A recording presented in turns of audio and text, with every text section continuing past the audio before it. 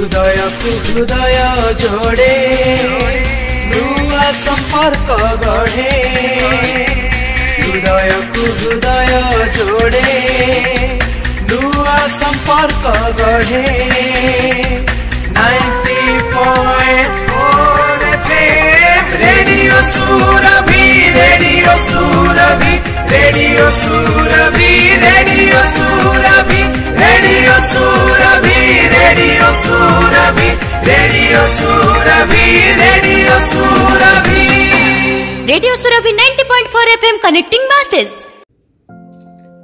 श्रोता बंधु नमस्कार, मु प्रोफेसर कामाक्षी प्रसाद दास अवसर प्राप्त इतिहास विभागीय मुख्य सरकारी महाविद्यालय कोरापुट तथा आईआईसी पाठ्य खसड़ा निर्देशक रेडियो सुरभि 90.4 FM बेतार केन्द्र आज अनुचिंता कार्यक्रम को आपण मानू स्वागत करुछि। आज आम शुणा मो पुस्तक अंतर्ताहार परवर्ती आलेख्य भाव तरंग। भावना एक अवचेतन मनर निम्न सोपान श्रेणी निरंतर ऊर्ध्वगामी हेउथिबा एक तरंग। यह तेणु चेतनार प्रतिरूप जहाँकि मानव को एक अतिमानस स्तर को उन्नीत करि नेइ थाए। संभावनार द्योतक साजी देवत्वर संधान दिए, मानवत्वर परिचय सृष्टि करी व्यक्तिगत तथा सामाजिक जीवन पर्याय को कुसुमित करे।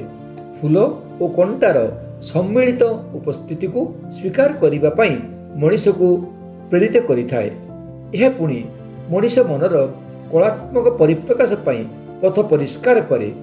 त्यागर कसटी पथर रे प्राप्ति आसिबा पर्यंत मनीष को उत्थान पतनर पर्याय शोधित करे। समालोचना एवं प्रशंसार समीक्षा करी उपसंहार लिखिदिए। यह सकारात्मक एवं नकारात्मक चिंतनर भीड़ मध्यरे मनीष को सठिक दिगरे परिचालना करिबा पई विवेक द्वारा प्रेरित करिथाए। तेणु तो विवेकानुमोदित प्रतिटी भावना मनीषर भाव तरंग को सृष्टि करी मनरे पुलक भरी दिए। एक पुलकित प्राणर प्रवाह समग्र विश्व रे केवल सकारात्मक भाव तरंग को वितरण करिथाए। वितरणर नीरव स्रोत निशब्दरे और निशर्तरे प्रति प्राण को कामना विहीन भाव स्पर्श करे, अथच तार ए दिव्य स्पर्श पाई से काहारी निकटरे आत्म अभिमान करे नाही। भावना मनीष को स्वाभिमानी करी विजय पथर यात्री कराए। प्रदीपर शिखा भली आलोक वितरण करी अंधार को दूरीभूत करे, अथच पतंग को आकर्षि आनी ता तीव्र शिखारे ताकू दग्धीभूत करे नाही। तेणु आसंतु मनर सागर रे निरंतर सृष्टि हेउथिबा भावनार उर्मिमाला को नियंत्रण करिबा आमे स्थितप्रज्ञ होई।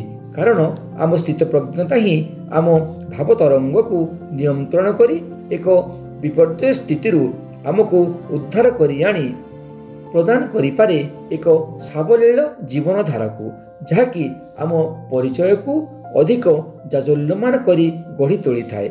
धन्यवाद। ताहले आजि पई एतिकी, पुणी आसीबी आसंता अध्याय रे। नमस्कार।